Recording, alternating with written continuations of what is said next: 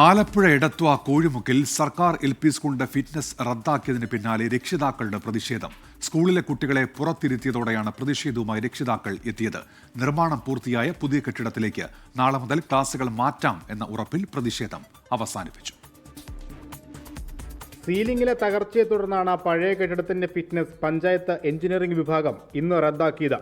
മുഴുവൻ ക്ലാസുകളും പ്രവർത്തിച്ച കെട്ടിടത്തിന്റെ ഫിറ്റ്നസ് റദ്ദായതോടെ കുട്ടികളെ അധ്യാപകർ പുറത്തിരുത്തി.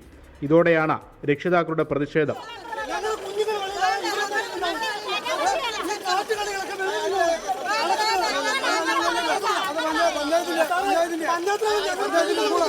രേഖാമൂലം ഞങ്ങൾക്ക് എഴുതി തരണം, ആ ബിൽഡിംഗ് ശരിയാക്കി തരാമെന്നുള്ളത് രേഖാമൂലം എഴുതി തരണം.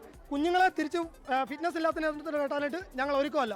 60 ലക്ഷം രൂപ മുടക്കി പുതിയ കെട്ടിടം നിർമ്മിച്ചെങ്കിലും കൈവരി പണിയാത്തതിനാൽ ഇതിനും ഫിറ്റ്നസ് ലഭിച്ചിട്ടില്ല.